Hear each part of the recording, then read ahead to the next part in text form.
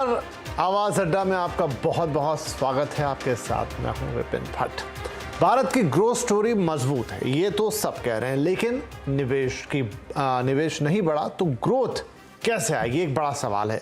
सरकारी खर्च बढ़ाने के लिए सरकार अपने स्तर पर जो कर रही है वो कर रही है, लेकिन जब तक प्राइवेट सेक्टर में निवेश नहीं बढ़ेगा तब तक जबरदस्त ग्रोथ आएगी या नहीं, कहना मुश्किल है। इनफैक्ट शायद इसका उत्तर हो ना। वित्त मंत्री निर्मला सीतारमण ने भी प्राइवेट सेक्टर में निवेश को लेकर चिंता जताई है। वो कह रही हैं कि सरकार इंडस्ट्री के लिए सब कुछ कर रही है, फिर इंडस्ट्री नया निवेश करने से आखिर क्यों हिचक रही है। आप भी सुनिए वित्त मंत्री ने क्या कहा। Since 2019, when I've taken charge of the finance ministry, I've been hearing though the industry doesn't think it's conducive. All right, bring the rate down. All right, tax rate was brought down. And I keep defending industry, private sector, where even provocatively people have asked, what would you want to tell the private sector? We will do everything to get industry coming and investing here. Give PLI. We've given PLI. I want to hear from the Indian Inc. What's stopping you? When countries and industries abroad think this is the place to be in now, at this time, FDIs are coming, FPIs are coming, it's all, the stock market is so confident, Indian retail investor believes in them. Is it like Hanuman? You don't believe in your own capacity, in your own strength, and has there got to be somebody, standing next and say, hey, you are Hanuman, do it.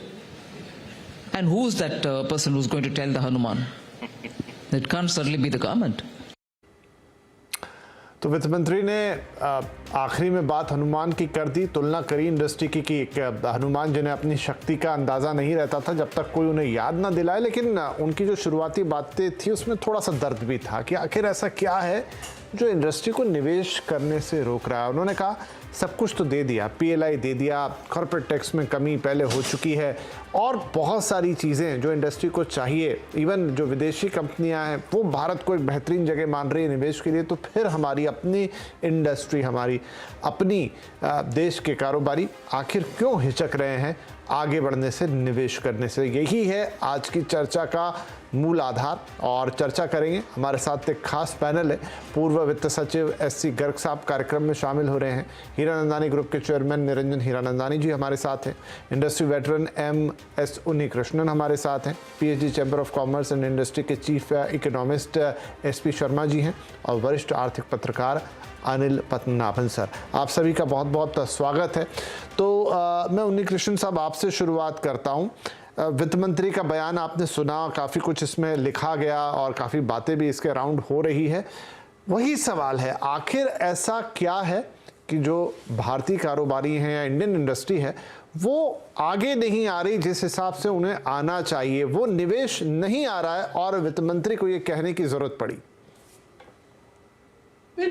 उन्होंने जो बोला है उसमें कुछ गलत तो नहीं लग रहे, बट फिर भी हमको थोड़ा एक्सप्लेनेशन तो देना पड़ेगा जरूर। इसलिए है कि हम एक पैंडेमिक से उतर के अभी बाहर आया है और ग्लोबल पॉलिटिकल सिचुएशन उतना कंड्यूसिव नहीं है, इसलिए कंजम्पशन बढ़ने का जो हमारा उम्मीद था पहले उतना नहीं हुआ है। आपको ये ख्याल में रखना चाहिए कि हर एक इंडस्ट्री इन्वेस्टमेंट उसी टाइम पे करेगा जब अपना एक्सिस्टिंग कैपेसिटी का पूरा इस्तेमाल हो जाए, यानी तो तकरीबन 75-80% तो कम से कम इस्तेमाल हो जाए तो नए कैपेसिटी लगाएंगे करके। तो ऐसा ही सब रोक रहे कि अभी का जो कैपेसिटी है उसको पूरा इस्तेमाल हो जाए, उसके बाद में नए नए प्लान का ऑर्डर दे दें। और शायद मंत्री जी को ये भी पता नहीं चला रहेगा शायद कि कितने ऑर्डर्स पिछले या 2 या 3 क्वार्टर में फाइनलाइज कर चुका है। आपको इसके लिए देखना पड़ेगा लार्सन ट्यूब्रो, क्रॉम्पटन, थर्मैक्स जैसी जो इंजीनियरिंग कंपनी से जो प्लान बनाते हैं हिंदुस्तान में, उनको कितना ऑर्डर्स आ चुके हैं पिछले 2 या 3 क्वार्टर में। मैं शायद पब्लिकली शायद सबको मालूम नहीं रहेगा कि बहुत सारे ऑर्डर्स फाइनलाइज हो चुके हैं, बट जो ऑर्डर्स अभी फाइनलाइज हो जाएगा उसको कैपेसिटी में कन्वर्ट करने के लिए तकरीबन 1 साल से 3-4 साल तक ले लेगा।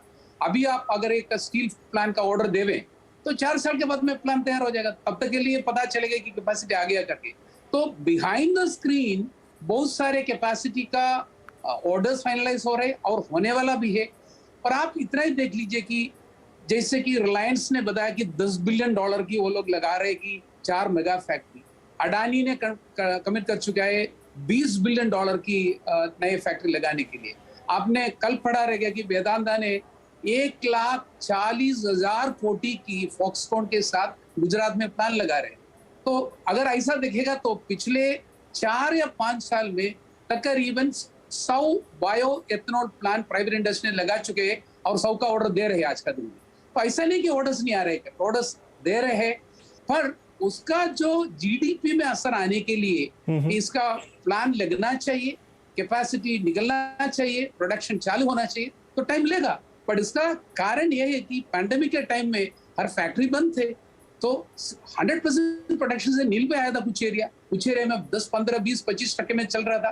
तो उसका सबका अभी कैपेसिटी का यूटिलाइजेशन बढ़ रहे हैं। तो हम मंत्री को बताना चाहता है कि आप डरिए मत, हम सब आपके साथ में ही हैं। हमको विश्वास है हिंदुस्तान में लगाएंगे। आई होप सर जो आप एक्सप्लेन कर रहे हैं शायद वित्त मंत्री जी को भी उसका अंदाजा तो होगा कि एक लल पीरियड था, गैप था, और उसके बाद जो इन्वेस्टमेंट हो रही है उसको ऑन ग्राउंड आने में, उसको रिफ्लेक्ट होने में नंबर्स में वो समय तो लग रहा है। तो आई थिंक कहीं ना कहीं बैक ऑफ द माइंड एक कैलकुलेशन होगा। कुछ नंबर्स स्क्रीन पर आ रहे थे, मैं चाहूंगा दोबारा लेकर आए कैपिटल एक्सपेंडिचर के, जहां जनवरी मार्च क्वार्टर में तो 8 लाख करोड़ से ऊपर था, लेकिन उसके बाद अप्रैल जून में इसमें डिप आया। निरंजन जी, जो एक बात अभी उन्नीकृष्णन साहब ने कहा कि ग्लोबल इकोनॉमिक कंडीशन और एक कॉशियस अप्रोच, क्या यही दो चीजें हैं जो इंडस्ट्री को थोड़ा सा बैकफुट पे लेकर आ रहे हैं कि करना तो चाहते हैं लेकिन अनसर्टेनिटी इतना महसूस हो रहा है कि आपको समझ नहीं आ रहा कि अभी करें या थोड़ा रुक जाए? आपने बहुत सही कहा, लेकिन जो बात कही है वो बात सच जो है वो हकीकत ग्राउंड लेवल पर सेक्टरल बात से करनी चाहिए। जहां सेक्टर में डिमांड्स इंक्रीज हुए वहां ऑटोमेटिकली इन्वेस्टमेंट शुरुआत हो गई है। हाउसिंग सेक्टर में पहले अनसोल्ड स्टॉक बहुत पड़े थे, तभी कोई ग्रोथ नहीं दिख रहा था। आज की तारीख में आप देखेंगे कि अनसोल्ड स्टॉक्स निकल गए हैं, तो इन्वेस्टमेंट इनटू रियल एस्टेट ज्यादा हो रहा है। डेटा सेंटर्स की डिमांड इंक्रीज हो रही है, तो आप देखेंगे कि लगभग 30-40% 50% कंपाउंडेड एनुअल इंक्रीज में इन्वेस्टमेंट हो रही है डेटा सेंटर में। जीएसटी और रोड्स वगैरह के काम हुआ तो लॉजिस्टिक्स और वेयरहाउसिंग और इंडस्ट्रियल प्लेटफॉर्म में देखेंगे तो वहां लगभग 20-25% इंक्रीज हो गया है इन्वेस्टमेंट्स में। लेकिन जहां डिमांड नहीं है, लोकल डिमांड नहीं है, इंटरनेशनल डिमांड तो कम हो गया, क्योंकि यूरोप का प्रॉब्लम है, अमेरिका का प्रॉब्लम है, तो वहां एक्सपोर्ट्स नहीं हो रही है। वो सेक्टर्स को नेचुरली डिमांड नहीं है तो वो नहीं कर सकते। फार्मास्यूटिकल एरिया में देखें तो वहां बढ़ोतरी बहुत हो गई है, 20, 15, 20, 25% इंक्रीज हो गया है। ये सेक्टरल सेक्टर में आप देखेंगे तो देखेंगे।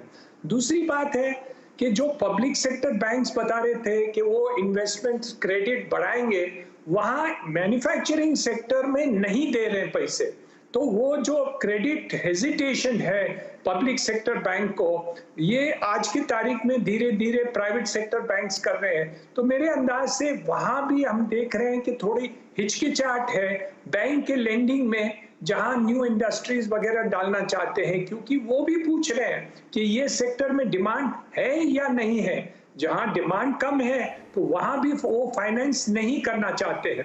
तो मेरे अंदाज से ये एक साइक्लिकल इफेक्ट है। और जैसे भी आप देखेंगे ओवरऑल हमारा जीडीपी ग्रोथ कम हो गया, वो हम उम्मीद रख रहे थे कि 9-9.5% होगा, वो आज के तारीख में 7% हम गिनती करते हैं, और शायद और भी ऐसे कुछ प्रॉब्लम हो जाए तो 6.5% तक आ सकते हैं। तो डिमांड इंक्रीज नहीं होगा तो प्रोडक्शन कैसे इंक्रीज होगा, कैपेसिटी यूटिलाइजेशन किसके लिए बढ़ाएंगे? तो मेरे यहाँ ये चिकन एंड एग सिचुएशन है, जहां कैपेसिटी और डिमांड बढ़ रही है, इन्वेस्टमेंट आ रही है। अभी जो कल की बात है, अग्रवाल साहब ने जो वेदांता में इन्वेस्टमेंट की, वो तो पूरा गुजरात का चित्र ही बदल देगा, क्योंकि 1 लाख करोड़ 5 साल के अंदर उसकी इन्वेस्टमेंट हो जाने में मेरे अंदाज से लगभग जो गुजरात का ग्रोथ है वो 3 गुना बढ़ जाएगा, क्योंकि उसकी मल्टीप्लायर इफेक्ट जो आती है इन्वेस्टमेंट्स में, ट्रांसपोर्ट में, कम्युनिकेशन में, इन्वेस्टमेंट इनटू फैक्ट्रीज, उसकी जो कंटिन्यूअस जो एंसिलरी फैक्ट्रीज है उसकी इफेक्ट आएगा। तो मेरे अंदाज से ऐसे 5-6 लोग हैं। दूसरी बात रही कि PLI जो स्कीम है वो काफी सक्सेसफुल रहा है, तो मेरे अंदाज से जितने भी और भी इंडस्ट्रीज को PLI आप देंगे तो उसकी भी मल्टीप्लायर इफेक्ट ज्यादा हो जाएगा। और जहां स्टेट्स उनको ज्यादा आकर्षक कर रहे हैं, तो मेरे अंदाज से रिसेंटली हम यूपी में गए थे, तो वहां जो पॉलिसी चेंजेस आए हैं वो काफी तेज रफ्तार से आए हैं। तो मेरे अंदाज से धीरे धीरे ये होगा, लेकिन हम ये नहीं कह सकते कि इंडस्ट्री नहीं कर रही है, ठीक है, डिमांड नहीं है, या कैपेसिटी यूटिलाइजेशन अभी बाकी है, या इंटरनेशनल डिमांड कम हो गया। ठीक है, तो ये तीनों बात साथ में देखा जाए तो मेरे अंदाज से industry is trying it's level best. ठीक है। अब हम जाते हैं एससी गर्ग साहब के पास, पूर्व वित्त सचिव हैं और बहुत अनुभव है ऐसी सारी सिचुएशंस का। कई बार आई थिंक ये इस तरह के साइकिल्स उन्होंने देखे होंगे। गर्ग साहब, तो इंडस्ट्री का आपने सुना कि वो करना चाहते हैं, लेकिन जैसे निरंजन जी ने कहा कि चिकन एंड एग सिचुएशन है। अब देखना ही पड़ेगा इंडस्ट्री को कि डिमांड कैसी है, कैपेसिटी यूटिलाइजेशन है या नहीं है, उसके बिना वो कैसे करेंगे। और एक तरफ वित्त मंत्री जी का कहना है कि भाई कीजिए, हमने आपके लिए PLI भी कर दिया, हमने कॉर्पोरेट टैक्स भी घटा दिया, दूसरे लोग आकर्षित हो रहे हैं लेकिन हमारी अपनी इंडस्ट्री नहीं। तो अब ये दोनों अपनी अपनी जगह पे सही दिखते हैं, लेकिन वे विरोधाभास फिर कैसे, मतलब क्या इसका समाधान हो? देखिए, ये बड़ा अहम सवाल वित्त मंत्री जी ने उठाया कि सरकार ने काफ़ी कदम उठाए, आपने भी उनका जिक्र किया। उसके अलावा भी ईज ऑफ डूइंग बिजनेस में और कई सारी चीज़ों में बैंक भी आजकल काफ़ी कर्जा देने के लिए तैयार है, लेकिन फिर भी इन्वेस्टमेंट कम हो रहा है। तो ये सवाल तो बिल्कुल वाजिब है और इसको हमें डिबेट भी करना चाहिए। लेकिन एक चीज़ मैं और कहूँगा कि ये सरकार को ये सवाल अपने आप से भी करना चाहिए कि ये क्यों हो रहा है, और जब अगर हम उस पर सोचने जाएंगे तब हमें शायद कुछ उत्तर मिलेंगे। आप ज़रा देखिए कितनी विडंबना है इससे। जब देश में लाइसेंस परमिट राज था, उस समय इंडस्ट्री इन्वेस्टमेंट लगाने के लिए सरकार के यहाँ खड़ी रहती थी, बल्कि काफ़ी करप्शन होता था कि भाई हमें लाइसेंस दे दीजिए तो हम इन्वेस्टमेंट करेंगे। आज जब सब कुछ फ्री है, कोई लाइसेंसिंग की रिक्वायरमेंट नहीं है, टैक्स वगैरह भी बहुत घट गए हैं, फिर भी इंडस्ट्री इन्वेस्टमेंट नहीं कर रही है। सो ये इसके अगर थोड़े आप गहराई में जाएं तो पहला मैन्युफैक्चरिंग के पर्सपेक्टिव से सोचिए।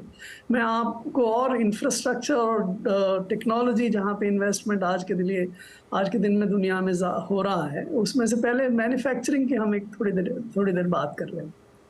मैन्युफैक्चरिंग में जैसे पद्मनाभन जी ने भी कहा, आज की स्थिति ये है कि बहुत सारी चीज़ें जो हैं, बहुत सारी जो इंडस्ट्रियल गुड्स हैं, उनकी सप्लाई और कैपेसिटी टू प्रोड्यूस जितनी है देश में, वो डिमांड से कहीं ज़्यादा है। आप स्टील ले लीजिए, सीमेंट ले लीजिए, एल्यूमिनियम ले लीजिए, बहुत सारी और इंडस्ट्रियल गुड्स ले लीजिए। इन चीज़ों में आपने देखा 2 साल 2.5 साल का वक्त हो गया, उसमें मैन्युफैक्चरिंग सेक्टर में ग्रोथ बहुत कम आई है। कंजम्पशन की डिमांड अभी भी काफ़ी कम है। तो बिजनेस जब आपके पास कैपेसिटी हो और डिमांड नहीं हो, और ये डिमांड सप्लाई की गैप की सिचुएशन ये हो, तो प्रॉफिटेबिलिटी पे भी असर हो जाता है। तो कोई इंडस्ट्रियलिस्ट क्यों ऐसी स्थिति में उस चीज़ को उत्पादन करने के लिए इन्वेस्ट करे जिस चीज़ में उसको कोई प्रॉफिट नज़र नहीं आए और जिस चीज़ की उसके पास डिमांड नज़र नहीं आएगी। ईज़ ऑफ डूइंग बिजनेस तो बहुत हो गया देश में, काफ़ी हुआ, लेकिन कॉस्ट ऑफ डूइंग बिजनेस अभी भी बहुत ज़्यादा है। चाहे आप लैंड की कॉस्ट ले लीजिए, चाहे आप पावर की कॉस्ट ले लीजिए, चाहे लोन्स की कॉस्ट ले लीजिए, लेबर की, रेगुलेशंस की, इतनी सारी आज भी इंडस्ट्री के पीछे ऐसे फैक्टर्स हैं जिनके कारण से कॉस्ट बहुत बढ़ती है। और हमारी इंडस्ट्री दूसरों के मुकाबले उतनी कॉम्पिटिटिव नहीं है। तो ऐसी स्थिति में इन्वेस्टमेंट बहुत मुश्किल है। आप अगर दूसरे सेक्टर जहाँ पे आज के दिन दुनिया में बहुत ज़्यादा इन्वेस्टमेंट हो रहा है, लेट अस से इंफ्रास्ट्रक्चर की बात करें, हीरानंदान जी इस सेक्टर से जुड़े हुए हैं। हमारे बहुत सारे इंफ्रास्ट्रक्चर सेक्टर्स में अभी भी पॉलिसी की बहुत ज़बरदस्त प्रॉब्लम है। उदाहरण के लिए आप ले लीजिए पावर सेक्टर ले लीजिए। पावर सेक्टर में डिस्ट्रीब्यूशन एंड पे इतनी भारी समस्या है कि कोई अगर पावर जनरेशन की कैपेसिटी लगाए, चाहे रिन्यूएबल्स में लगाए, चाहे आने वाले समय में हाइड्रोजन प्रोड्यूस करने में लगाए या और किसी में लगाए, उसको जब ये अश्योरेंस नहीं हो कि उसको अंत में पेमेंट मिलेगा और वो अपनी प्रॉफिट कमा पाएगा, तो ऐसी स्थिति में फिर वो इंडस्ट्री नहीं लगाता है। आप रोड्स में भी देख लीजिए, जिसमें सरकार बहुत इन्वेस्टमेंट कर रही है जी, लेकिन प्राइवेट सेक्टर बहुत इन्वेस्टमेंट नहीं कर रहा है, क्योंकि रोड में बनाना रोड अनप्रॉफिटेबल एक्टिविटी है। हाउसिंग की बात इनके सेक्टर से संबंधित है।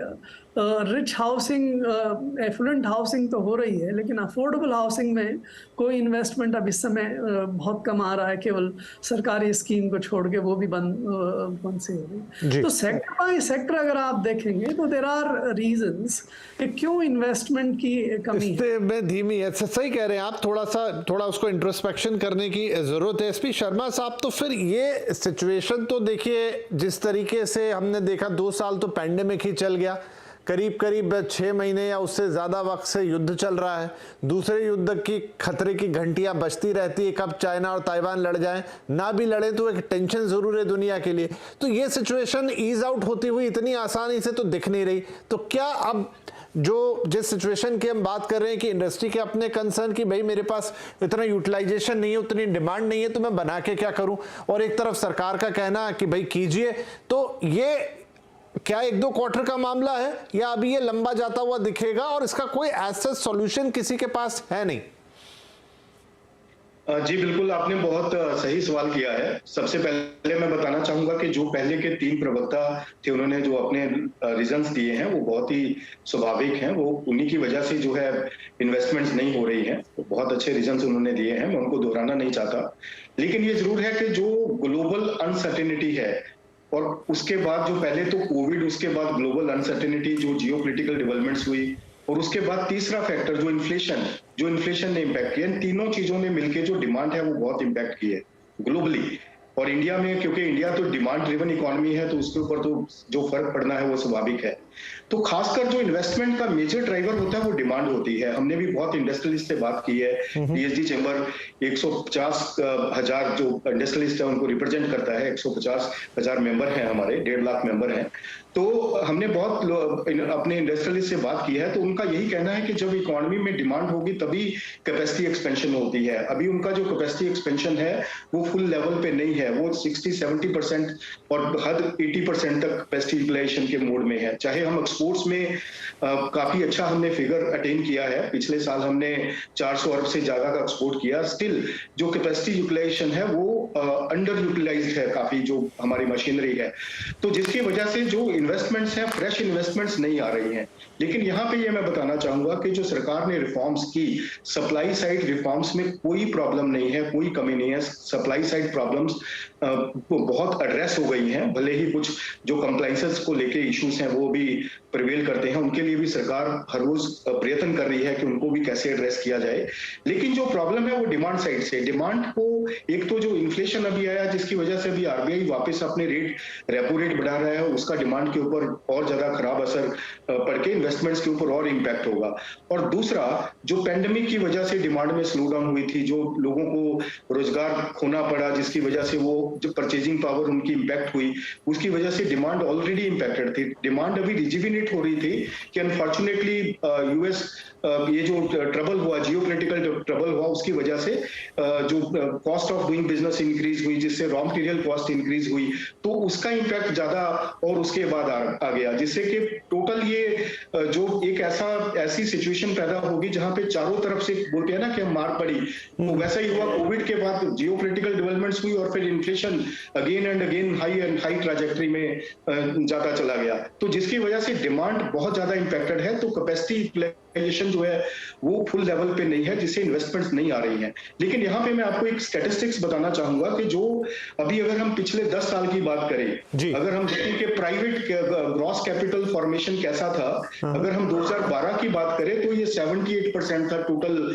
जो ग्रॉस कैपिटल फॉर्मेशन होता है इकोनॉमी में, और अब 13 में 79% था, 14 में 77% था, 76% 15 में था, और ये अच्छे से ग्रो कर रहा था। जब सरकार ने रिफॉर्म शुरू की, खासकर जो 2015, 16, 17, 18 में रिफॉर्म्स हुई, ये उन्हीं रिफॉर्म्स की वजह से 77% तक चला गया था ये gross capital formation private sector का। लेकिन उसके बाद जैसे ही कोविड का पीरियड आया, ये गिर के अभी 74% पे आ गया है, जो सीधे तौर पे जाहिर सी बात है कि डिमांड नहीं है, जो प्राइवेट सेक्टर है वो ज्यादा इन्वेस्ट नहीं कर रहा है। अनसर्टेनिटी, पिछले 2 साल तो अनसर्टेनिटी में निकले हैं। लेकिन आने वाले इंडिकेटर जिस तरीके से हम देखते हैं, जिस तरीके से हमारे सर्वेज हैं, हमें पता चलता है कि जो इन्वेस्टमेंट्स हैं वो एक टेक ऑफ स्टेज पे आ चुकी हैं। आने वाले टाइम में अगर आपने देखा होगा कि अगर पीछे जाएं, going back to the late 90s, जो 97, 98, 99 का एक लल पीरियड था जहां पे बहुत सारी कैपेसिटीज एक्सपेंड की गई थी लेकिन डिमांड नहीं थी। उसके बाद जो लैग्ड इफेक्ट के बाद डिमांड आई 2001 में 2, 3, 4, 5, 6, जिसको हम गोल्डन पीरियड कहते हैं, जहां पे हमारी इकोनॉमी 9-10% पे ग्रो की, वैसा ही पीरियड अभी हम वापस अटेन करने जा रहे हैं। क्योंकि जो रिफॉर्म्स हुई हैं उनका लैग्ड इंपैक्ट रहता है, क्योंकि जो इन्वेस्टर है वो एकदम से ओवरनाइट इन्वेस्टमेंट नहीं कर पाता है। क्योंकि इंडिया में जो ईज ऑफ डूइंग बिजनेस है, आप जानते हैं कि पहले बहुत इंपैक्टेड था। एक फैक्ट्री को शुरू करने में 2-2, 3-3 साल लगते थे, और रिफॉर्म्स तो भी हुई हैं। रिफॉर्म्स होते ही कोविड आ गया, कोविड खत्म अभी हुआ नहीं है, उसके पहले जियोपॉलिटिकल डेवलपमेंट्स हो गई, वो खत्म नहीं हुई तो उससे पहले इन्फ्लेशन हाई ट्रैजेक्टरी में चला गया। तो एक के बाद एक चीज ने इंपैक्ट किया है। तो हम समझते हैं कि जो रिफॉर्म्स हुई हैं, सप्लाई साइड रिफॉर्म्स बहुत भरपूर जो आगे हैं फ्रूटफुल नतीजे लेके आएंगी, और इकोनॉमी में इन्वेस्टमेंट्स बड़े जोर शोर से होंगी। और हमारी इकोनॉमी जो है वो एक कैपेसिटी एक्सपेंशन, जैसे हमने एक्सपोर्ट टारगेट रखा है 2030 तक, हमारा एक्सपोर्ट टारगेट है $1 ट्रिलियन मैन्युफैक्चरिंग में, $1 ट्रिलियन सर्विसेज में। तो अभी हम उसके आधे भी नहीं है, तो हमें कैपेसिटी तो एक्सपेंड करनी पड़ेगी, नहीं तो हम वो फिगर नहीं अटेन कर पाएंगे। और डिमांड है, ग्लोबल डिमांड रिजुविनेट होगा, क्योंकि जिस तरीके से अभी इन्फ्लेशनरी इंपैक्ट है जो वो कभी तो सबसाइड होगा 2, 4, 6 महीने में। जैसे अभी इंटरेस्ट रेट बढ़ाया है तो जो इंटरनेशनल कार्टल्स हैं, कमोडिटी प्राइसेस टूटेंगे, तो जो कॉस्ट ऑफ डूइंग बिजनेस है कम होगा, वापस कैपेसिटी एक्सपेंशंस होंगे, जो प्राइस कॉस्ट मार्जिन से इंक्रीज होंगे, बिजनेसेस आगे इन्वेस्टमेंट करने के लिए आगे आएंगे। तो ये सब चीजें मिलके सब आगे आने वाले टाइम में फायदा करने वाली है। लेकिन ये टाइम डिफिकल्ट टाइम है, ठीक है। अच्छा, ये आपने एक एनालिसिस किया इसका। अनिल सर, अब ये ऐसा लग रहा है कि जैसे सारे पेच फंस गए हैं, अब ये पेच एक एक करके खुलेंगे तो कुछ शायद तस्वीर बनती हुई दिखेगी। अब डिमांड को कैसे समझे? डिमांड का भी मामला बड़ा स्क्रैची है। एक तरफ आप देखिए, फॉर एग्जांपल ऑटोमोबाइल, तो कारों की बिक्री तो बढ़ रही है, छोटी बड़ी हर कार की बिक्री बढ़ रही है, लेकिन 2 व्हीलर्स की बिक्री घट गई है। आप मकानों का देखिए, जितने मकान पिछले 2-2.5 साल में बिके हैं, वो तो हम इंतजार कर रहे थे पिछले 10-15 साल से, उस तरह की डिमांड थी नहीं। तो डिमांड है भी और डिमांड नहीं भी है। इन्वेस्टमेंट, जैसे अभी तक मेरे ख्याल से सभी वक्ताओं ने यह भी कहा कि अभी इन्वेस्टमेंट ऐसा नहीं है कि नहीं हो रहे हैं, लेकिन आपको शायद थोड़ा इंतजार करना पड़ेगा, एक लैग इफेक्ट है और वो आते हुए दिखेंगे। एग्जाम्पल भी दिया अभी तो शर्मा जी ने कि 90 में भी ऐसा ही हुआ था और फिर हमने देखा कि इंपैक्ट आना शुरू हुआ। आपने भी ये सारे समय और वक्त देखे हैं और काफी कुछ उन पर लिखा पड़ा है। आपका एनालिसिस क्या कहता है? क्या हम बहुत ही ऐसी सिचुएशन में हैं जिसका कोई end of the tunnel light नहीं है, या थोड़ा सा इंतजार, थोड़ा सा सब्र, चाहे सरकार हो चाहे इंडस्ट्री हो, चीजें ठीक हो जाएंगी? विपिन जी, पहले तो आपने बहुत बढ़िया तरीके से पूरा समराइज किया, और बाकी जो एक्सपर्ट्स हैं हमारे, उन्होंने भी बड़े बड़े अच्छे रीजंस दिए। लेकिन मैं एक कॉन्टेक्स्ट देना चाहता हूँ। वित्त मंत्री का जो भाषण था, जिससे हमारी पूरी चर्चा जो चल रहा है, अब उन्होंने किस माहौल में किया और किस कॉन्टेक्स्ट में किया, समझना बड़ा इम्पोर्टेंट है। ये एक इंडस्ट्री फोरम था, तो इनकी जो कॉन्वर्सेशन थी इंडस्ट्री के साथ थी। बट अब दुनिया में ऐसे कोई चर्चा जो पब्लिक में होता है वो ऑडियंस, जो टारगेट ऑडियंस है, उनसे ही नहीं होता, सब उसमें शामिल हो जाते हैं। तो पहले जो इंडस्ट्री से वो एक तरीके से कैंडिड, जो मतलब कहते हैं सच बोल रहे थे उनसे, जो दिल की बात है। एंड बट वो जैसे उनकी उत्तेजना मैं समझ सकता हूँ, क्योंकि उनके हिसाब से, सबके हिसाब से, सब विशेषज्ञों के हिसाब से ये बहुत बढ़िया मौका है हिंदुस्तान को, बड़े सालों बाद मिला है और इसको गंवाना नहीं चाहते। तो इसको मतलब जो अंग्रेजी में कहते हैं ग्रैब द मोमेंट, तो इसीलिए उनकी उत्तेजना इसीलिए है। और दूसरी तरफ अगर आप इंडस्ट्री का साइड देखें तो इंडस्ट्री का पॉइंट ऑफ व्यू सही है। अभी पॉलिसी लेवल पे जो रिफॉर्म्स हुए हैं पिछले 8 साल, या इनफैक्ट मैं तो पीछे भी जाऊंगा, 10-15 साल में जो रिफॉर्म हुए हैं, नॉट जस्ट पॉलिसी लेवल में, डिजिटल इकोनॉमी वगैरह में जो हुआ है, तो उससे जो पूरा एक वो हम कहते हैं प्लम्बिंग, वो इकोनॉमी का प्लम्बिंग बहुत इंप्रूव हो चुका है। लेकिन जब पॉलिसी क्लाइमेट संभल गया है, इकोनॉमिक क्लाइमेट जो सभी विशेषज्ञों ने समझाया आज आपको, कि पहले कोविड का आपदा आया, फिर उसके बाद यूक्रेन का जंग आया, और जैसे आपने शुरू में कहा ये चाइना ताइवान का जो टेंशन है हमारे सर पे हमेशा मंडराता रहता है, तो एक अनसर्टेनिटी आ गई। तो पॉलिसी क्लाइमेट संभल गया, लेकिन इकोनॉमिक क्लाइमेट अभी अनसर्टेन है। इसके साथ एक और मैं बात जोड़ना चाहता हूँ, ईज ऑफ डूइंग बिजनेस हमने मोटे मोटे काम कर लिए हैं, लेकिन आप मैक्रो लेवल पे देख रहे हो, micro level on the ground जहां ये कंपनीज निवेश करेंगे, खास करके स्टेट्स को देखिए, उनकी हालत अभी खराब है। और वो जितना ईज ऑफ डूइंग बिजनेस हम पढ़ते हैं उतना नहीं है हकीकत। आप ये इंडस्ट्रियलिस्ट शायद ऑन रिकॉर्ड शो में नहीं बोलेंगे, पर आप इसे प्राइवेटली बात करिए, ये सब के सब यही बताएंगे आपको कि इनको ईज ऑफ डूइंग बिजनेस में प्रॉब्लम है। और आखिरी जो है ना, डिमांड का जो मुद्दा आपने छेड़ा था, बिल्कुल सही है।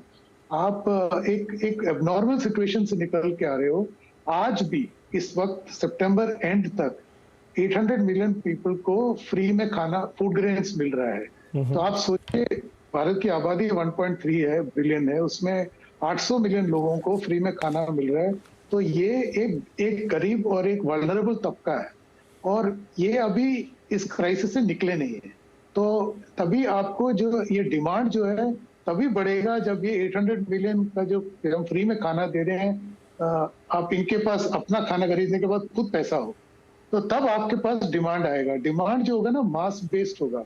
और आखिरी में सॉरी एक ही बात मैं बोलूंगा कि आप सबको ध्यान रखना होगा कि हिंदुस्तान मल्टीपल स्पीड्स का एक कंट्री है। इकोनॉमी में, सोशियो इकोनॉमिक हर फेज में। आप सड़क पे गाड़ियां देख लो, मतलब वहाँ साइकिल भी है, रिक्शा भी है, ट्रक भी है, और बड़ी बड़ी ऑडी भी है, ये बड़ी बड़ी गाड़ियां हैं, छोटी गाड़ियां हैं, सब चलते हैं। तो सबको एक साथ में ही चलना होगा। तो ये अब कोई स्पीड पे चलेगा, कोई हल्के से चलेगा, पैदल यात्री हैं वो तो सबसे धीमी गति से चलेंगे। तो ये हमको ये एक अजीब सा सिचुएशन है हिंदुस्तान में, ये हकीकत को लेके चलना होगा।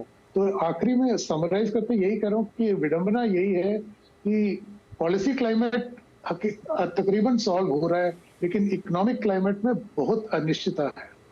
जी चलिए, तो अनिश्चितताएं हैं और ये जब तक शायद समाप्त नहीं होंगी या थोड़ा नॉर्मलाइज नहीं होगा, चीज़ें थोड़ी ऐसी रहेगी। उन्हीं कृष्णन साहब, तो कुल मिला के बात ये आ रही कि डिमांड पे सारी चीज़ें अटक रही है। अब ये बताएं कि अब इसे कैसे देखें। ये तो इन्वर्सली प्रोपोर्शनल मामला हो गया थोड़ा, कि आपके इंटरेस्ट रेट ऊपर की तरफ जा रहे हैं, इन्फ्लेशन अभी भी आपका जो है वो 7% के आसपास पहुंचा हुआ है, CPI WPI आपका अभी भी डबल डिजिट में है, आपको उस तरफ की लड़ाई लड़नी है।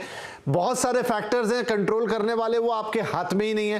तो फिर इस सिचुएशन को कैसे चेंज किया जाए? क्या ये जब खुद से चेंज होगी, जब सारी चीजें स्टेबलाइज होगी तभी चेंज होगी, या आपके हाथ में कुछ है थोड़ा बहुत करने के लिए, वो आपने कर लिया, या और कुछ करना पड़ेगा? सॉल्यूशन कब तक और कैसा दिखता है? मेरे ख्याल से सॉल्यूशंस ऑलरेडी जारी है, चालू है। इसलिए ही कि कुछ भी लोग बोलेगा, हिंदुस्तान का इकोनॉमी सबसे ज्यादा मेजर इकोनॉमियों में से नंबर 1 है आज का दिन में। ग्रोथ परसेंटेज में आप देखेगा तो मतलब रिबाउंड जो तरीके से हमारा इकोनॉमी का हुआ है post the pandemic and despite also the Ukraine crisis, जो तरीके से हिंदुस्तान का इकोनॉमी का बढ़ावा हो रहा है, दूसरा कोई भी दुनिया का बड़ा इकोनॉमी नहीं है इसका तुलन करने के लिए। तो मैं हिंदुस्तान को 3 में बांटेंगे। एक तो लो लेवल का है जिसको सरकार का सपोर्ट के अलावा जीना मुश्किल है। दूसरा है मिडिल क्लास, लोअर और अपर पकड़ के तकरीबन 33 कोटी हिंदुस्तानी है, जो 330 मिलियन, दैट इज 33 करोड़ हिंदुस्तानी जो है, बीच का है, और टॉप का लोग है जो 8-10% है जो कुछ भी कर सकता है। तो जब तक के लिए मिडिल इनकम, तो मिडिल लेवल का जो लोग है जिसका per capita income is ranging between around $5,000 to $10,000, that is a real growth oriented market of India. उधर 2-3 चीजें की इंपॉर्टेंस है। एक तो जैसे आपने कहा कि इन्फ्लेशन का वरी उनको भी रहता है। अगर इन्फ्लेशन एक बार कंट्रोल में आ जाएगा तो फ्यूचरिस्टिक परचेस करेंगे, इंपल्सिव परचेस करेंगे। और दूसरा ऐसा है कि उनको ये भी लगना चाहिए कि अभी आगे जाके नौकरी का पक्का है, इनकम का पक्का है करके, वो तो stability, economic stability, not of the country, global stability is a factor that will be impacting that. And third and most important one is that availability of credit in that particular sector. Not everybody is buying with the money in the pocket. Credit का availability का भी जरूरत है। ये 3 factors अगर सीधा हो जाएगा, मेरा ख्याल से consumption बढ़ेगा।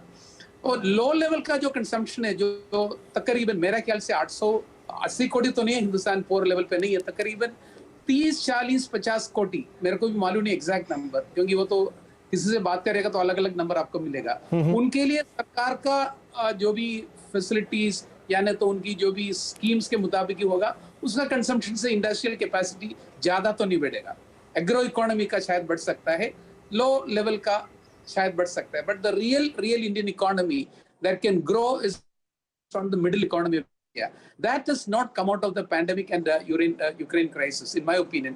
And जब वो लोग खरीदना चालू करेगा, please remember it, J middle level का population is equal to American population. Please remember that. ये important point है सर। का जो population है, वो लोग consumption चालू करेगा, futuristic purchasing चालू करेगा, automobile industry का बढ़ावा होगा, white goods का बढ़ावा होगा, you will have FMCG growing, you will have everything which will have an indirect growth also happening, steel, cement, everything will go up. And for that आपको क्या करना पड़ेगा? मेरा ख्याल से government will have to be continuing to support the other consumption areas and credit availability. तो credit जो आप कह रहे हैं, राइट सर, क्रेडिट की अवेलेबिलिटी। तो निरंजन सर, अब मैं इस सिचुएशन को थोड़ा आपसे समझता हूं, थोड़ा रियल स्टेट से भी जोड़ लेता हूं उसको, कि देखिए रियल स्टेट में हमने देखा कि अभी करीब 1.5 से 1.25% के आसपास रेट हाइक हो गया, आगे और भी होगा, लेकिन शायद उतना इम्पैक्ट आता हुआ नहीं दिखा। घरों की बिक्री अभी भी हो रही है, लेकिन ये बात तो सही है कि जब तक आपके पास एक सस्ता क्रेडिट नहीं होगा, एक ईजी क्रेडिट नहीं होगा, चाहे वो इंडस्ट्री हो चाहे वो कंज्यूमर हो, वो एक अंदर से जील आएगी नहीं खरीदारी करने की या इन्वेस्टमेंट करने की। तो क्या क्रेडिट ही वो पॉइंट है जिसपे सरकार को सोचना होगा? कोविड, प्री कोविड या कोविड टाइम्स में हमने देखा सरकार उस पर काफी एग्रेसिव थी, लेकिन जिस तरह से वर्ल्ड सिनेरियो चेंज हुआ, बहुत रैपिड टाइम में, बहुत रैपिड ग्रोथ, बहुत कम टाइम में रैपिड ग्रोथ हो गया। अब यहां पर इंटरेस्ट रेट का क्या सारा सीन उसने बिगाड़ दिया? कहां फंस रहा है ये मामला? विपिन जी, आपने बहुत एक सेंसिटिव पॉइंट पर बात छेड़ी है। 2 बात रहती है, जब आप इकोनॉमी को संभालना चाहते हैं कि इन्फ्लेशन कम हो और आप सिर्फ मॉनेटरी इंटरवेंशन करें रेट हाइक से, तो वो इकोनॉमी को जरूर आप स्लो कर देते हैं। लेकिन हमें सरकार के द्वारा फिस्कल इंटरवेंशन की ज्यादा जरूरत है, क्योंकि हमें डिमांड इंक्रीज करना है। तो जैसे हम बहुत ब्याज बढ़ा देंगे तो आपका कॉस्ट भी बढ़ता है, जैसे आपने जिक्र किया। लेकिन दूसरी बात रहती है, जहां सरकार इंटरवेंशन करती है, फिस्कल इंटरवेंशन, जैसे तेल के भाव कम करवा दिए क्योंकि उन्होंने वो जो इनपुट उनका जो सेस है उसको कम कर दिया, या एक्सपोर्ट ड्यूटी के ऊपर बढ़ा दी क्योंकि वो मटेरियल इजीली अवेलेबल है। तो इसलिए आज की तारीख में आपको सिर्फ monetary intervention to change the position of the economy नहीं चलेगा हमारे देश में। सरकार को, केंद्र सरकार को उसमें भी ध्यान देना पड़ेगा, फिर ही आपका डिमांड बढ़ सकता है। सिर्फ मॉनेटरी इंटरवेंशन से रिजर्व बैंक गवर्नर का ब्याज बढ़ाते बढ़ाते नहीं हो सकता, क्योंकि उसके साथ साथ कॉस्ट इन्फ्लेशन भी बढ़ता है। तो ये मोस्ट इंपॉर्टेंट है। दूसरी बात है, जहां हमने PLI स्कीम की है मैन्युफैक्चरर्स के बारे में, हमें दूसरी स्कीम भी करने की आवश्यकता है जहां एम्प्लॉयमेंट जनरेशन ज्यादा हो। जैसे हमारे हाउसिंग है या इंफ्रास्ट्रक्चर पर है, वहां 1 रुपया आप इन्वेस्टमेंट करते हैं तो उसका मल्टीप्लायर इम्पैक्ट एम्प्लॉयमेंट में 100 गुना ज्यादा होता है, क्योंकि वहां एम्प्लॉयमेंट लेबर इंटेंसिव जो मटीरियल है वहां ध्यान देने की ज्यादा है। तो जैसे ही आपने PLI स्कीम मैन्युफैक्चरिंग में लेके आए, उसकी जरूरत है, मैं उसको निंदा नहीं करता हूं, वो गलत होगा। तो लेकिन सिमिलर स्कीम एम्प्लॉयमेंट जनरेटेड करने में भी आपको करने की बहुत ही आवश्यकता है। तो ये दो जो बात इंटरवेंशन सरकार करे, fiscal intervention along with monetary intervention, बहुत बड़ी बात है। और जो नए स्कीम्स अभी निकाले वो एम्प्लॉयमेंट जनरेटेड स्कीम्स होने चाहिए। जैसे हम हाउसिंग की बात करते हैं, इंफ्रास्ट्रक्चर की बात करते हैं, रोड्स की बात करते हैं, वहां हमें ज्यादा इन्वेस्टमेंट लाना है, जल्दी और तेजी से और रफ्तार से हमें करना चाहिए। आपको इकोनॉमी को जल्दी से परिवर्तन लाना है। ये 7% जो GDP ग्रोथ है, आप इस क्षेत्र में ज्यादा इन्वेस्टमेंट करेंगे तो आपको 3-6 महीने के अंदर आपका GDP ग्रोथ 10% से ऊपर आ सकता है और एम्प्लॉयमेंट जनरेशन भी होगा।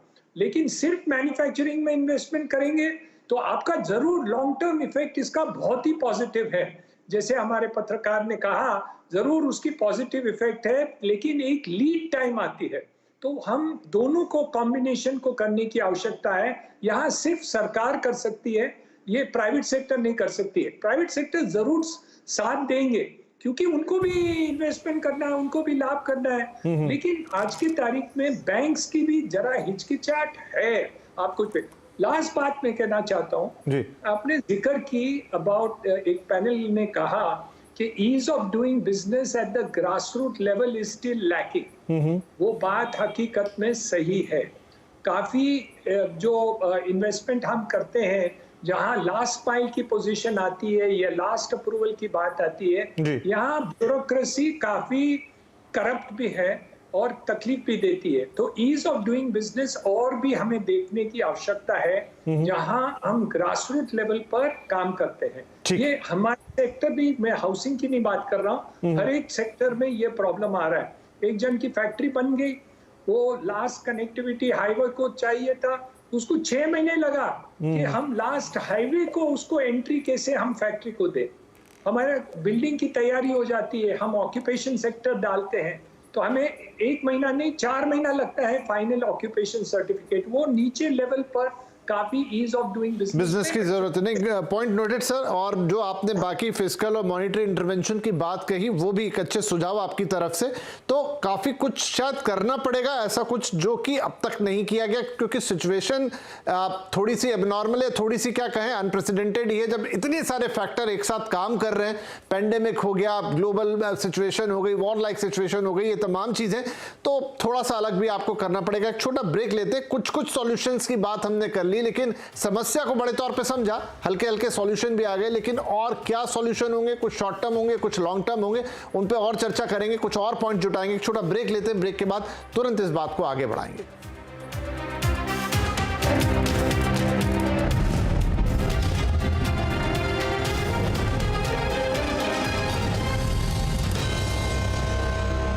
पता है, अब तो अलीशा भी ऑप्शंस में ट्रेड करने लगी। आप देख रहे हैं टैक्स गुरु और आपके सवालों का जवाब देने के लिए हमारे साथ हैं जानी मानी tax expert Gauri Chadha.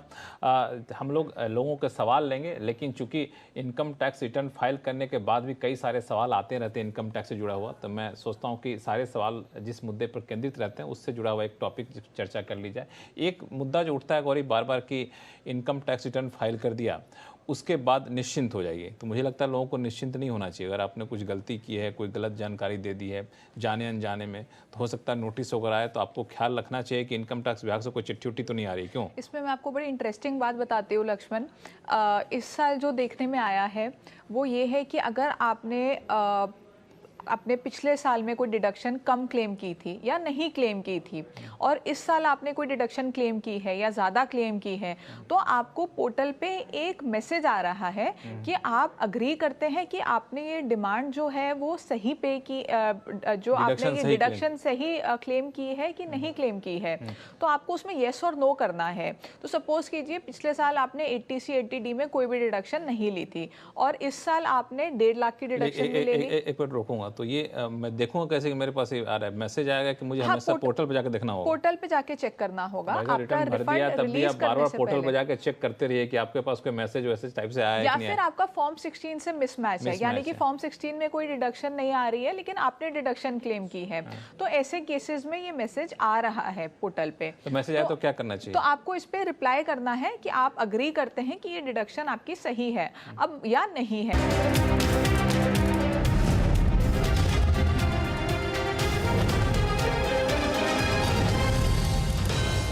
Welcome back. आवाज अड्डा में बात हो रही है अर्थव्यवस्था की और बात हम इस परिप्रेक्ष्य में कर रहे हैं कि हाल ही में वित्त मंत्री ने बयान दिया और कहा कि देश का प्राइवेट सेक्टर आगे बढ़े और निवेश को थोड़ी गति दे। उन्होंने हनुमान से तुलना की कि शायद जगाना पड़ेगा, उनको बताना पड़ेगा कि आपके अंदर क्या शक्ति है। तो कुल मिलाकर एक अर्थव्यवस्था पर उनका बयान और उसी के इर्द गिर्द आज पूरी बातचीत हो रही है। गर्ग साहब, ब्रेक से पहले हमने वृहद चर्चा की कि क्या समस्या है, कुछ पॉइंट्स भी आए सॉल्यूशन के, जैसे निरंजन जी ने बताया कि भाई आप फिस्कल और कुछ मिले जुले से कदम उठाएं, सरकार का रोल इसके अंदर बड़ा होगा। एक उन्होंने महंगाई की बात भी की और उन्होंने कहा एक पेन पॉइंट है क्रेडिट। तो अब देखिए, महंगाई ही क्या सबसे बड़ा विलन है? और बात भारत की भी नहीं है, शक्तिकांता दास साहब ही नहीं, आप देखिए फेड भी लगभग उसी लाइन पर है, बैंक ऑफ इंग्लैंड भी लगभग उसी लाइन पर है, यूरोपियन बैंक्स भी उसी लाइन पर है, जहां पर उनको कोई और दूसरा तरीका ही नहीं सूझ रहा इस महंगाई को टेकल करने का, और वो सिर्फ ब्याज दरें बढ़ा रहे हैं। अब वो तो फिर भी डेवलप्ड इकोनॉमी है, लेकिन डेवलपिंग इकोनॉमी में फैक्टर बड़ा अहम हो जाता है। क्या कोई और तरीका नहीं है या ये वक्त है कि आपको थोड़ा इस तरीके से अलग हटके सोचना पड़ेगा? क्योंकि आप अगर सिर्फ इंटरेस्ट रेट बढ़ाते जाएंगे तो फिर तो ग्रोथ कहां से आएगी? देखिए, महंगाई की अगर बात करते हैं तो आप महंगाई के कारण क्या है उस पे जाना बहुत ज़रूरी है, तभी आप सही समाधान देख पाएंगे। पिछले जो 1.5-2 साल से महंगाई दुनिया भर में है, उसके 2 प्रमुख कारण हैं। एक तो जो ये कोविड के बाद ये अमेरिका में और यूरोप में इन कंट्रीज़ में जो स्टिमुलस पैकेजेस वगैरह दिए गए थे, हेलीकॉप्टर मनी, इतना पैसा डिस्ट्रीब्यूट किया, उसके कारण से बहुत ज़्यादा वहाँ डिमांड हुई। उसका रिज़ल्ट ये भी हुआ कि दुनिया भर से के एक्सपोर्ट बढ़े, हमारा एक्सपोर्ट भी बढ़ा। उसका भी एक बहुत बड़ा कारण यही था कि दुनिया में स्टिमुलस के कारण से डिमांड बढ़ी थी। दूसरा कारण ये था कि जो पेट्रोलियम प्रोडक्ट्स की प्राइसेस, जिसमें अब गैस भी शामिल हो गई है यूक्रेन की वॉर के कारण से, इन पेट्रोलियम प्रोडक्ट्स के दाम जो है वो बहुत ज़्यादा हो गए सप्लाई डिसरप्शन से, और सऊदी अरेबियन वगैरह कंट्रीज़ का ये तय करने से कि भाई प्रोडक्शन काट देंगे लेकिन पैसा कम नहीं होने देंगे। तो ये 2 बड़े कारण थे जिसके कारण से दुनिया में महंगाई है, जिसका हम भी असर, बीच में सप्लाई डिसरप्शन वगैरह भी थे, लेकिन ये 2 मुख्य कारण हैं। अब ये दोनों कारणों में अगर आप देखें तो परिवर्तन आ रहा है। अमेरिकन, यूरोपियंस भी जिस तरह से इंटरेस्ट रेट वगैरह बढ़ा के और फिस्कल स्टिमुलस भी ख़त्म कर दिया है, तो मेरा अपना अनुमान ये है कि अगले 6 महीने में दुनिया में जो महंगाई है वो काफ़ी कुछ नियंत्रण में आ जाएगी। इसी तरह से आपने पेट्रोलियम प्रोडक्ट्स के दाम भी देखेंगे, अब पिछले इस महीने जो हैं वो पिछले 5-6 महीने से सबसे कम दाम पे आ गए, इससे कम शायद दाम नहीं होंगे। तो ये महंगाई की जो समस्या है वो समस्या तो मुझे लग रहा है कि आने वाले समय में काफ़ी कुछ नियंत्रण हो जाएगा। हमारे जो डोमेस्टिक फैक्टर्स हैं, चाहे हमारे चावल की कमी हो रही हो या गेहूं की कमी हो रही हो, वो दूसरे कारण हैं, लेकिन ग्लोबल फैक्टर्स के कारण से जो महंगाई है वो कम। लेकिन जो स्थिति आने वाली है जिसका हमें इलाज सोचना चाहिए, उस पे हमें ज़्यादा देखना चाहिए। जब महंगाई कम होगी, ग्लोबल डिमांड कम हो रही है, तो जो ग्लोबल में रिसेशन अब जो शुरू हो रहा है और बहुत नज़दीक से आने वाला है, उससे आपके ग्रोथ पे काफ़ी एडवर्स प्रभाव पड़ने वाला है। हम जो एक्सपोर्ट ग्रोथ जो हम पिछले साल 415 बिलियन डॉलर तक पहुंच गए, इस साल अब आपने देखा कि पिछले महीने में पिछले साल के मुकाबले नेगेटिव ग्रोथ हुई एक्सपोर्ट्स में। आने वाले समय में और भी कुछ नेगेटिव ग्रोथ होने की है। तो आप की जब ग्लोबल ग्रोथ कम होगी, ग्लोबल डिमांड कम होगी, तो आपके यहाँ पे ग्रोथ की प्रॉब्लम ज़्यादा बढ़ेगी। ऐसे में क्रेडिट का अपना रोल रहता है, लेकिन हमें ये नहीं भूलना चाहिए कि क्रेडिट एक फैक्टर है। अल्टीमेटली अगर बिजनेस को प्रॉफिट नज़र आता है, बिजनेस को उसमें डिमांड नज़र आती है, तो बिजनेस इन्वेस्टमेंट करता है।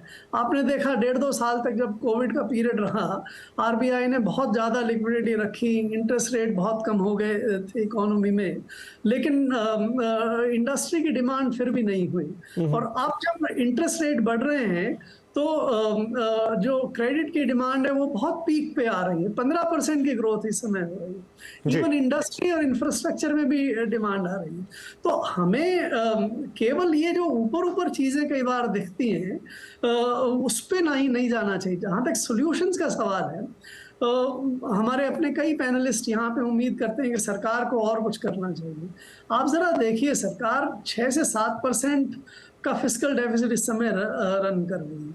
अगर स्टेट्स के आप फिस्कल डेफिसिट को जोड़ें तो हमारे जनरल गवर्नमेंट का डेफिसिट इस समय 10% से ज्यादा है। अगर और सरकार खर्च करती है और डेफिसिट बढ़ाती है तो उससे महंगाई भी बढ़ती है, उससे प्राइवेट इन्वेस्टमेंट भी कम होता है। वो रास्ता नहीं है। हमें एक्चुअली कंट्रोल करना चाहिए। एक बात यहाँ पे हुई कि हम गेहूं फ्री खिला रहे हैं। आपकी नेशनल फूड सिक्योरिटी एक्ट की रिक्वायरमेंट है कि भाई 5 किलो अनाज एक व्यक्ति के लिए 1 महीने के लिए पर्याप्त होता है। हम 5 की जगह 10 किलो अनाज दे रहे हैं आज के दिन, और वो भी फ्री दे रहे हैं। जब 10 किलो अनाज कोई खा ही नहीं सकता तो उतना अनाज देने से क्या फायदा होता है? लेकिन उसके बदले में आप 2-2 लाख करोड़ रुपए का आपका फिस्कल डेफिसिट बढ़ता है। जिस तरह से हम फर्टिलाइजर्स वगैरह की इंडस्ट्री में भी अगर जाएं, तो अगर हम पूरी तरह से सब्सिडाइज कर देते हैं तो सब्सिडी, जो इकोनॉमिस्ट हैं वो यहाँ बैठ के जानते हैं कि नेट टैक्सेस माइनस सब्सिडीज से जीडीपी कम होती है। और अगर हमारे टैक्सेस जो ग्रो हुए अगर वो अब कम होने वाले हों और सब्सिडीज बढ़ती रहेंगी तो हमारा ग्रोथ पे एडवर्स इफेक्ट पड़ता है। इसी तरह से फिस्कल डेफिसिट का एडवर्स फर्क पड़ता है। तो आपको सॉल्यूशंस वैसे ढूंढने पड़ेंगे रियल इकोनॉमी में। हमारी सबसे बड़ी समस्या है दुनिया में कि हम टेक्नोलॉजिकली इतने कॉम्पिटिटिव नहीं हैं। हम अभी भी ओवर प्रोटेक्शन कर रहे हैं दुनिया के मुकाबले में, टैरिफ वगैरह बढ़ा के। हम क्यों पीएलआई वगैरह लाते हैं? पीएलआई वगैरह इसलिए लाते हैं कि हमारी कॉस्ट ऑफ डूइंग बिजनेस जो है वो बहुत ज्यादा है। तो हम कुछ सेक्टर में कहते हैं कि भाई अब पीएलआई में आप 5-6% इंसेंटिव ले लीजिए और इन्वेस्टमेंट कर लीजिए। हमें जनरल कॉम्पिटिटिवनेस को बढ़ाने के लिए हमारी कॉस्ट में ये समय नहीं है। Land, labour, loans, taxes, power, ये सारी जो हमने इकोनॉमी में इतनी बड़ी समस्या पैदा कर रखी है जिसके कारण से बिजनेस करना अट्रैक्टिव नहीं है, उसको हमें सोल्यूशन करना होगा। ऐसे फंडामेंटल रिफॉर्म्स और फंडामेंटल सॉल्यूशंस अगर हम ढूंढेंगे तो हम निश्चित रूप से कुछ कर पाएंगे। अदरवाइज बातें करेंगे हम लेकिन हमें ना तो इन्वेस्टमेंट मिलेगा ना ग्रोथ। जी। तो एसपी शर्मा साहब, अब बातें हमें गर्ग साहब ने बहुत सारी बताई यहाँ पर, तो वाकई में बात सही है, लेकिन ये फंडामेंटल रिफॉर्म्स करते करते शायद वक्त लगेगा। और अभी जो है वो बिल्कुल रीसेंट चुनौती है। कह रहे हैं महंगाई अगले 6 महीने में काबू आ जाएगी। तो क्या अगर हम मान के चले कि महंगाई अगले 6 महीने में काबू आ जाएगी, क्रेडिट का साइकिल थोड़ा इजी हो जाएगा, कुछ रिफॉर्म्स भी साथ में चलेंगे, तो क्या आपको लगता है कि आने वाले, जब पकड़ लीजिए 4 क्वार्टर में हम थोड़ा बहुत इंप्रूवमेंट आते हुए देखेंगे, या फिर अगेन जिस ग्लोबल रिसेशन का डर है वो आपको वहीं पे ला के छोड़ देगा? देखिए, जो ग्लोबल रिसेशन का डर है उससे इंडिया को कोई ज्यादा इम्पैक्ट तो नहीं होगा, क्योंकि हमारी ग्रोथ ऑलरेडी बहुत अच्छे ट्राजेक्टरी में है। खासकर अगर हम 2-3% से नीचे आते हैं तब भी हम एक लेवल मेंटेन कर पाएंगे। लेकिन जैसे पहले हीरानंदानी जी ने बताया और अभी गर्ग साहब ने बताया, तो जो प्रॉब्लम है, जो बेसिक ग्रासरूट प्रॉब्लम है, वो डिमांड से शुरू होती है कि डिमांड को कैसे रिजिविनेट किया जाए, डिमांड को कैसे सस्टेन किया जाए। अगर आरबीआई रेट वापस कट कर भी देगा तो डिमांड वापस आ जाएगी। तो वो हमें चाहिए कि सस्टेनेबल डिमांड जो कि दशकों तक चले। तो उसके लिए हमें, जैसे हम बात करते हैं कि मैन्युफैक्चरिंग सेक्टर में ग्रोथ आना चाहिए, मैन्युफैक्चरिंग का शेयर बढ़े। मैन्युफैक्चरिंग का शेयर तभी बढ़ेगा जब डिमांड होगी। और डिमांड कहाँ से आती है? अगर हम सीधे तौर पे देखें तो हम एक अग्रेरियन इकोनॉमी है, 50% पॉपुलेशन अभी भी एग्रीकल्चर के ऊपर डिपेंडेंट है। तो हमें पहले इनकम लेवल जनरेट करने होंगे। हम कहते हैं कि डिसगाइज्ड अनएम्प्लॉयमेंट है, लोग उसमें ज्यादा है, तो हम उनको शिफ्ट करके मैन्युफैक्चरिंग में ले आओ। तो मैन्युफैक्चरिंग में वो तभी आएंगे जब मैन्युफैक्चरिंग में डिमांड होगी, अगर कैपेसिटी एक्सपेंशन होगी। तो सबसे पहले हमें ग्रासरूट लेवल पे इनकम लेवल्स इंक्रीज करने पड़ेंगे। यहाँ पे मैं बताना चाहूंगा कि agriculture sector, food processing sector will be the major growth driver for the demand in the manufacturing sector. तभी डिमांड आएगी। अभी आपने देखा होगा पेंडेमिक पीरियड में हमने 50 अरब से ज्यादा एग्री एंड फूड प्रोसेसिंग के एक्सपोर्ट किए हैं। ग्लोबल डिमांड थी और अभी भी है। 1300 अरब डॉलर का इंपोर्ट होता है globally agri and food products में, और हमारी प्रेजेंस 50-60 अरब डॉलर है। We are only 0.5% of the total global imports in the agri and food products. तो हम इसको क्यों नहीं आगे बढ़ा सकते? हमारे पास कुछ रॉ मटेरियल इंपोर्ट करने की जरूरत नहीं है। हमारे पास अपनी खेती है, उसमें और उत्तम दर्जे की खेती लेके आए और टेक्नोलॉजीज लेके आए, किसानों की आमदन बढ़े, जिससे वो डिमांड करेंगे। They will demand for goods and services. Manufacturing में डिमांड आएगी। जब डिमांड आएगी तो लोग अपना कैपेसिटी एक्सपेंशन करेंगे। They will deploy more and more workforce in their factories. लोग शिफ्ट होंगे फिर एग्रीकल्चर सेक्टर से मैन्युफैक्चरिंग सेक्टर की तरफ एंड सर्विसेज सेक्टर की तरफ। तभी ये मेजर ग्रोथ ड्राइवर हमें ग्रासरूट लेवल पे ढूंढना पड़ेगा। और मैं ये बताना चाहूंगा कि जो एग्रीकल्चर सेक्टर है उसमें सॉफ्टवेयर सेक्टर के जितना पोटेंशियल है, अभी जो हमारे एक्सपोर्ट हैं जिस गति से बढ़ रहे हैं, हम ये 50 अरब डॉलर को 100 अरब डॉलर और 200 अरब डॉलर भी लेके जा सकते हैं। हमारे अंदर पोटेंशियल है, बस हमें ग्लोबल सप्लाई चेन से जुड़ना होगा। हमें अपनी डेस्टिनेशन कंट्रीज को ढूंढना होगा, हमें अपनी सप्लाई चेन्स को स्ट्रॉन्ग करना होगा और डोमेस्टिक लेवल पे रिफॉर्म्स करनी होंगी। और डोमेस्टिक लेवल पे रिफॉर्म्स के साथ साथ पब्लिक इन्वेस्टमेंट्स आनी चाहिए। यहाँ पे मैं बताना चाहूंगा कि जो gross capital fix capital formation है वो लगभग कोई 18-20% होता था एग्रीकल्चर सेक्टर में ऑफ द टोटल जीएफसीएफ, लेकिन अभी वो कम होकर 10% के आसपास रह गया है। जो कि rural development, agriculture sector, agriculture infrastructure में इन्वेस्टमेंट, जो पब्लिक इन्वेस्टमेंट्स हैं वो कम हुई है, जिस वजह से जो प्राइवेट सेक्टर है वो ज्यादा अट्रैक्टिव नहीं होता है, उसकी तरफ लुक्रेटिवनेस नहीं है। क्योंकि दूर दराज के इलाकों में वो जो रोड्स वगैरह या फिर रूरल इंफ्रास्ट्रक्चर, एग्रीकल्चर इंफ्रास्ट्रक्चर नहीं मिलेगा तो प्राइवेट इन्वेस्टमेंट नहीं आएगी, कोल्ड स्टोरेज में इन्वेस्टमेंट नहीं आएगी, वेयर हाउसिंग में नहीं आएगी। अगर उसमें लुक्रेटिवनेस आएगी तो प्राइवेट इन्वेस्टमेंट्स विल फॉलो, बहुत ज्यादा इन्वेस्टमेंट्स आ सकती हैं। और दूसरा चीज, जैसे हम बात करते हैं ईज ऑफ डूइंग बिजनेस की, वो मैक्रो लेवल पे बहुत अच्छा इंप्रूवमेंट है, लेकिन उसमें कनेक्ट की जरूरत है। That will happen at the factory level, not at the metropolitan cities. उसको हमें ईज ऑफ डूइंग बिजनेस को फैक्ट्री से जोड़ना पड़ेगा।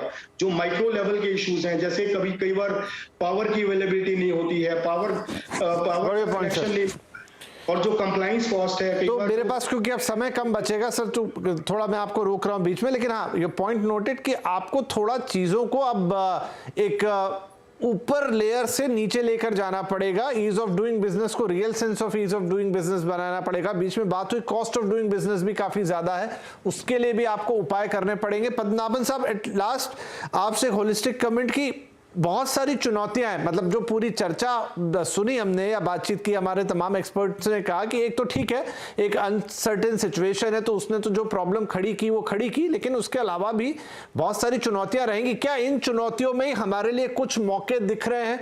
हिंदुस्तान को, बात सही भी है कि एक ऐसी स्टेट है जहां बहुत सारे देश दूसरे देख रहे हैं, एक मौका भी है। जब इतनी अनसर्टेनिटी रहती है तो कोई एक हीरो भी निकल कर आता है। क्या हिंदुस्तान के लिए मौका है वो हीरो बनने का? विपिन जी, हीरो बनने का मैं नहीं जानता, लेकिन जरूर मौका है। अगर आप जैसे सबने कहा अभी, अगर आप इसको सबको समेटे तो क्लियरली एक बात सामने नजर आता है कि कुछ चीजें हिंदुस्तान के काबू में नहीं है, जो एक्सटर्नल फैक्टर्स हैं, आप उनको हटाइए तो वो जो डोमेस्टिक इश्यूज हैं सब विशेषज्ञों ने काफी मतलब बारीकी से उसको बता दिया है कि क्या क्या करना है। लेकिन मैं ये जो हताश का एक मूड है इसको थोड़ा लिफ्ट करना चाहता हूँ। एक पॉजिटिव, जो सबसे बड़ा पॉजिटिव स्टोरी इंडिया का है वो डिजिटल इकोनॉमी का है। इसको आप भूलिए मत। ये इसकी जो पावर है डिजिटल इकोनॉमी की, आज हमें एहसास ही नहीं है इसका कैपेसिटी क्या है। तो एक यूपीआई के उदाहरण से अब मैं ये पूरा बता सकता हूँ कितनी इसकी कैपेसिटी है। जो 2016 में 100,000 के नीचे थे, गर्ग साहब भी थे उस टाइम सरकार में, इनको मालूम होगा। तो ये मतलब मेरी बात मानेंगे। और आज देखिए 7 बिलियन तक ट्रांजैक्शंस हो रहे हैं, तो आप कहाँ 100,000 और कहाँ 7 बिलियन, तो मतलब 6 साल में इतना इसका एक्सपोनेंशियल, जो अंग्रेजी में कहते हैं एक्सपोनेंशियल ग्रोथ। तो इसी तरीके से अभी हम आगे देखेंगे तो ONDC आ रहा है। ONDC जो कॉमर्स एक्चुअली कॉमर्स नहीं, कॉमर्स का जो धंधा है पूरा एक उसको एक तरीके से डेमोक्रेटाइज कर रहा है। हमने पेमेंट्स डेमोक्रेटाइज किया, अब क्रेडिट का डेमोक्रेटाइजेशन आ रहा है, एक ओकन फ्रेमवर्क करके है जिसमें स्मॉल टिकट लोन, अभी उन्होंने 160 रुपए का लोन दिया है। तो आप ये 160 रुपए मतलब सोचिए एट दैट, वो एक हफ्ते का लोन दिया है वर्किंग कैपिटल। जो वित्त मंत्री ने ये भी विषय पे उन्होंने फोकस किया था कि MSMEs का जो है वर्किंग कैपिटल नहीं होता है तो ड्यूज अटके हुए होते हैं, तो वो ड्यूज को जो है वो मोनेटाइज हो सकता है। तो ये सारा डिजिटल इकोनॉमी फ्रेमवर्क जो नया बन रहा है, मेरा सजेशन आपसे अब एक अलग प्रोग्राम करिए डिजिटल इकोनॉमी पर ही, तो आप समझ जाओगे कि हम इंडिया का फ्यूचर जो है, जो पॉजिटिव फ्यूचर अभी हमें दिख रहा है डिजिटल इकोनॉमी में। और आखिरी में ये कहूंगा, उदाहरण आप देख लीजिए, इंस्टा मोजो करके एक कंपनी है, बड़ा मशहूर स्टार्टअप है बैंगलोर से। ये जो जिसका ये स्टार्टअप का CEO है, इनके पिताजी वेज लेबरर थे उड़ीसा से, और इन्होंने अभी एक कंट्री में सबसे बड़ा एक टॉप लेवल डिजिटल स्टार्टअप में इन्होंने सेटअप किया है। तो ये डिजिटल इकोनॉमी का स्कोप है जहाँ ग्लास सीलिंग नहीं है और जहाँ स्केल है। तो अभी जो IMF की जो चीफ आई थी यहाँ पे, इन्होंने भी कहा कि जो इंडिया का पब्लिक डिजिटल गुड का जो फ्रेमवर्क है ये दुनिया में मशहूर हो रहा है। क्यों मशहूर हो रहा है? क्योंकि स्केल, हर चीज जो पब्लिक डिजिटल गुड कर रहा है 1 बिलियन पे कर रहा है, तो मतलब 1 बिलियन मिनिमम लेके चलता है। तो आप कुछ भी देख लीजिए, UPI लीजिए, जो क्रेडिट जो मैंने उदाहरण दिए। तो कंक्लूजन में यही कहूंगा कि डिजिटल इकोनॉमी पे फोकस करिए इस वक्त, बाकी जो है मुद्दे चलते रहेंगे, तो हताश होने की जरूरत नहीं है। चलिए, तो एक सिल्वर लाइनिंग है हिंदुस्तान के लिए, एक मौका भी है चाइना के आगे। चाइना +1 की हम हमेशा बात करते हैं, और क्योंकि पूरा दुनिया का इस समय माहौल ऐसा है कि अनसर्टेनिटी, और ये अनसर्टेनिटी किसी को नहीं पसंद है, ना सरकारों को पसंद है, ना इंडस्ट्री को पसंद है, और एट लास्ट ना कंज्यूमर को पसंद है जिसके इर्द गिर्द सब घूमता है। तो शायद थोड़ा वेट एंड वॉच रहेगा।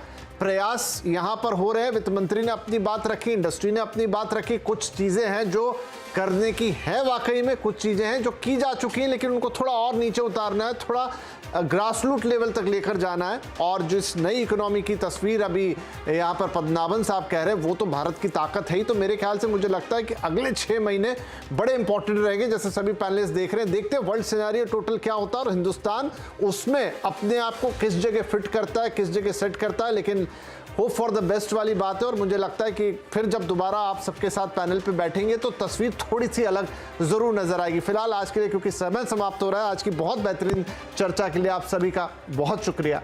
नमस्कार।